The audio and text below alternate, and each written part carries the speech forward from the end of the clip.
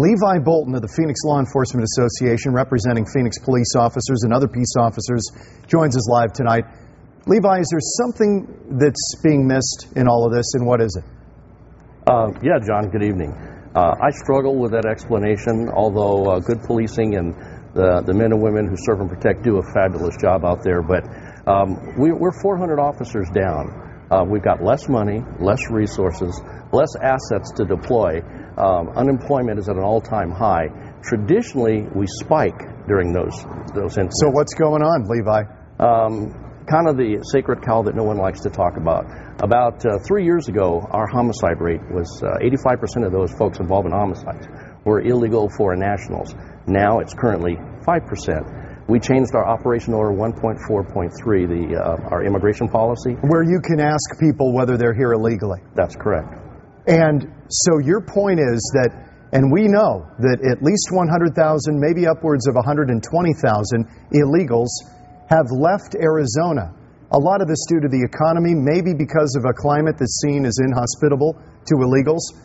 But if you lose that group, any segment of population leaving, you would see a decline in crime, would you not?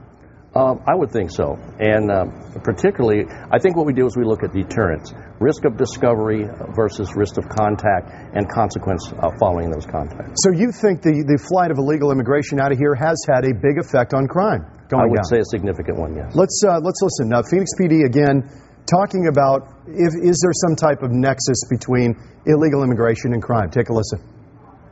We are the only city in the valley that has seen this double-digit drop in crime. If, in fact, it was solely immigration, you would see the same type of drop in crime in other valley cities, which you haven't seen. So is that possible it's affecting it? Certainly. But again, we believe that certainly some of the things that the department is doing has certainly played a big factor anyway in dropping in violent crimes. Before I have you respond to that, Chief Harris, back in 2008, October of 2008, he talked about illegal immigration being part of the reason crime had dropped in 2008. This is a quote. He says, "We developed a new immigration policy that allows our officers to use their discretion when dealing with criminal aliens." Exactly what you mentioned earlier, a change in policy. Why is PD not talking about that now? I wouldn't want to substitute my judgment for theirs, but this whole issue has become emotionally and politically charged, and I think there's a lot of folks who've politicized the issue of illegal immigration to the chagrin of the men and women who serve and protect, and having done so, it's kind of hard to back away from that position. So they're stuck in a position where they won't even admit it if it even may be obvious? Again, I went on to substitute my judgment. Okay, I know you're being very careful here, but what I'm saying is I think the public's looking at this and saying, all things being equal, if you've got fewer officers out there, a terrible economy, and crime is dropping, what has changed in the community? John, you just nailed it.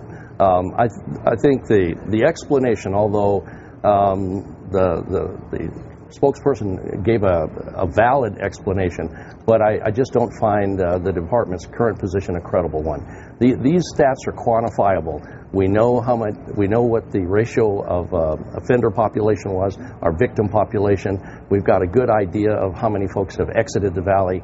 There's only one thing that has changed during that period with regard to significant method of operation, and that's the Operation Order 1.4.3. Okay, so illegal immigration you think is tied to this drop? I do. Okay. Levi Bolton, appreciate your time as always. Thank you. Thank you.